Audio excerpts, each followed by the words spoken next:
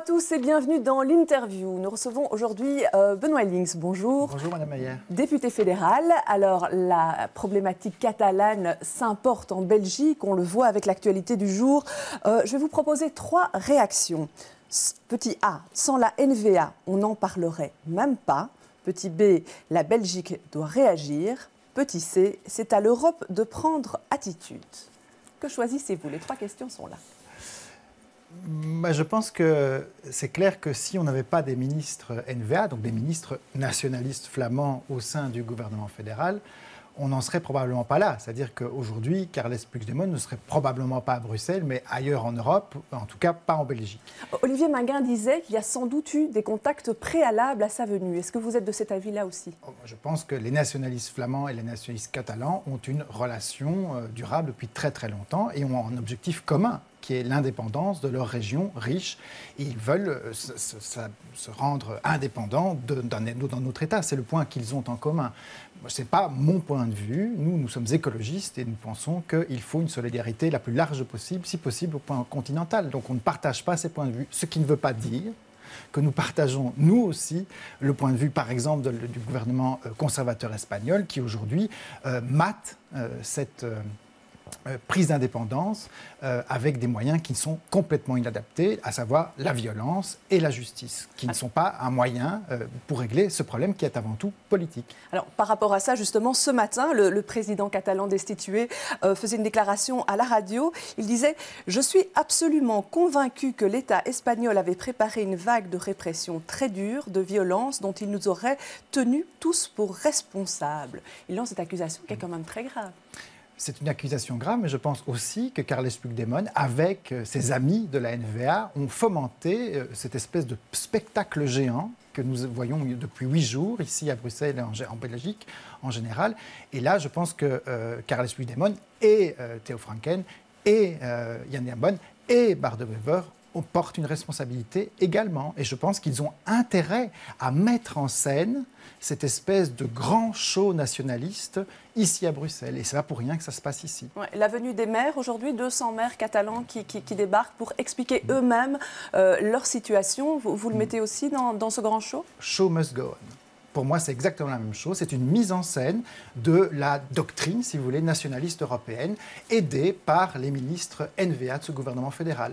Mais il y a quand même une question qui est de se dire, on poursuit pénalement des gens pour des opinions politiques. Est-ce que ça, vous, comme responsable politique, ça ne vous interpelle pas? C'est insupportable. C'est insupportable qu'aujourd'hui, le gouvernement central espagnol utilise la justice et la police pour faire taire des opinions politiques et pour punir des actes politiques. Les opinions et les actes politiques, ils doivent être jugés par les électeurs, pas par les juges. Il se fait aujourd'hui maintenant qu'il y a une affaire judiciaire qui maintenant concerne la Belgique et concerne la justice belge. C'est à la justice belge de se prononcer. Je suis confiant dans la justice de notre démocratie pour faire valoir les droits fondamentaux, dont le droit à la liberté d'expression qui est consacré par notre Constitution. Alors demain, le Premier ministre Charles Michel sera entendu en commission à la Chambre, notamment à la demande d'Ecolo et de Groen. Alors, quelles sont les paroles que vous attendez ? Moi, j'aimerais savoir quelle est la position du gouvernement belge dans toute cette histoire. Parce que vous avez des expressions qui ont mis le feu aux poudres, les expressions de Theo Franken. Vous vous rendez compte que Theo Franken dit qu'il vaut mieux être un réfugié politique de Catalogne qu'un réfugié politique du Darfour au Soudan ou d'Irak. Ça veut dire que pour lui, les conditions dans lesquelles se trouvent Carles Puigdemont et les 4 autres ministres qui sont aujourd'hui en exil à Bruxelles est d'une situation qui est plus favorable pour leur éventuelle demande d'asile que n'importe quel ressortissant d'Irak, où le pays est en guerre, ou du Soudan, où le pays est en guerre également. Je trouve ça complètement incroyable. C'est un 2 poids, 2 mesures insupportable pour les démocrates. Je pense que chacun peut avoir à demander l'asile en Belgique, mais le fait qu'aujourd'hui on donne la faveur à des Catalans parce qu'ils sont nationalistes, plutôt qu'à n'importe qui essaie de fuir son pays qui est en guerre, je trouve ça indécent. Mais là, vous revenez nouveau sur la NVA. Charles Michel, Premier ministre, qui engage donc la Belgique. Qu'est-ce que vous attendez de lui comme position par rapport à la problématique ? On souhaite enfin connaître la position du gouvernement qui est composé, je le rappelle, du MR. Ouais. Vous souhaitez connaître sa position, mais il y en a une quand même que vous préfériez. Laquelle est-ce ? Moi, je pense qu'aujourd'hui, Carles Puigdemont et 4 ministres sont en exil à Bruxelles. Ils sont au cœur d'une polémique qui est un vrai problème politique, un problème strictement politique, que la Belgique utilise les moyens diplomatiques, les moyens politiques qui sont les siens pour essayer de jouer les intermédiaires. Je pense que la seule solution sur le dialogue, il faut arrêter avec les menaces judiciaires et policières. Ce n'est pas ça qui va régler ce problème qui est devenu maintenant de facto un problème européen. Donc vous n'êtes pas d'accord avec Karel de Gucht, Open VLD, quand il dit l'Europe ne peut plus rester muette sur l'incarcération de responsables politiques catalans et les peines qui les menacent. Là, vous ne le suivez pas. Mais je pense qu'il faut, comme démocrate, faire valoir l'état de droit. Et l'état de droit implique la liberté d'expression et la liberté d'association. Je pense qu'on n'enferme pas, en effet, des hommes et des femmes politiques. Ouais, mais l'Espagne fait partie de l'Europe, donc l'Europe doit pouvoir se positionner par rapport à ça. Mais donc l'Europe doit se positionner comme elle se positionne contre, par exemple, ce qui se passe en Hongrie ou en Pologne.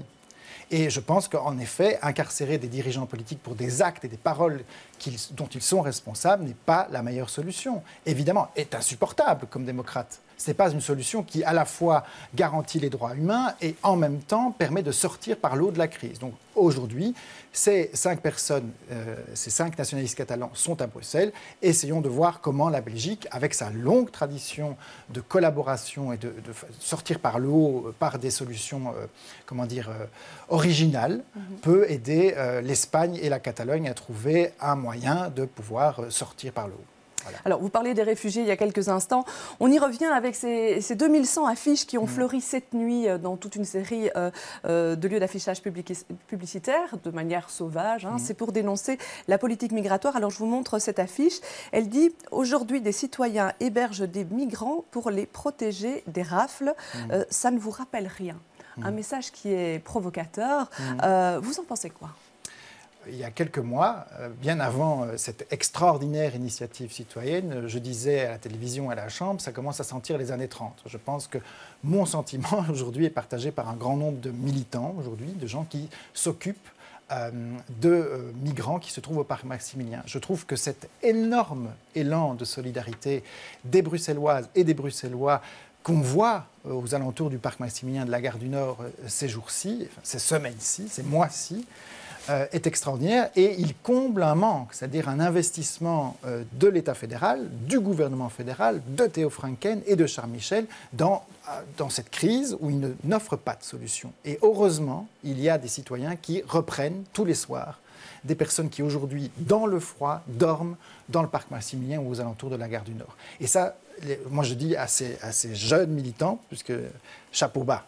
Et très bien, et si vous pouvez profiter de vos moyens originaux, comme par exemple apposer ces affiches dans la ville et ailleurs en Belgique, est une façon originale aussi de faire prendre conscience de la situation dans laquelle on se trouve aujourd'hui.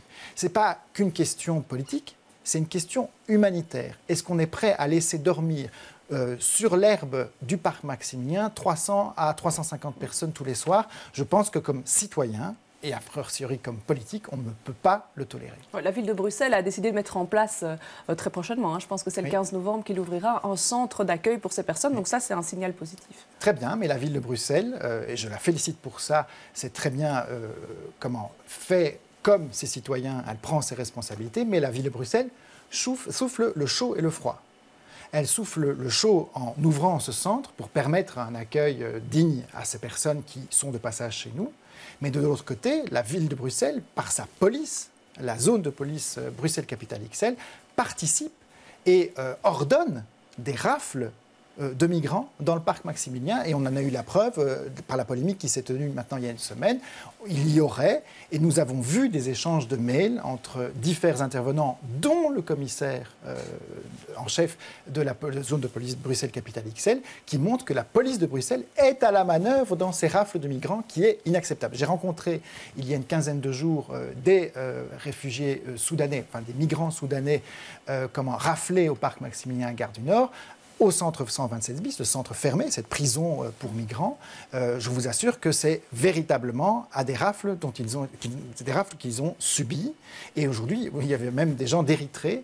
Ils ont simplement été captés parce qu'ils étaient noirs. Il faut quand même se rendre compte de ça. Vous aviez interpellé le ministre de l'Intérieur, Yann Yambon, en disant qu'il y avait des quotas, que les policiers étaient tenus de faire, de ramasser un certain nombre de personnes à chaque opération. Il avait répondu, c'est idiot de penser ça. Oui. Il vous a convaincu ?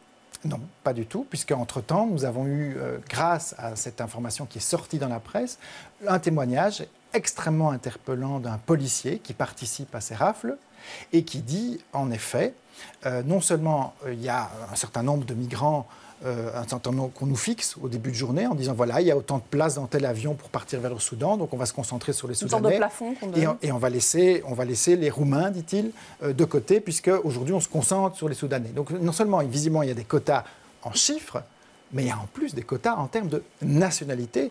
Pour moi, c'est complètement, mais alors là, complètement contraire au principe de respect des droits fondamentaux. Je veux dire, on ne peut pas, un policier ne peut pas arrêter sur base d'un quota qu'on lui donne, ne serait-ce que de nombre de nationalités. Un policier arrête une personne qui représente un danger pour la société, pour l'ordre public.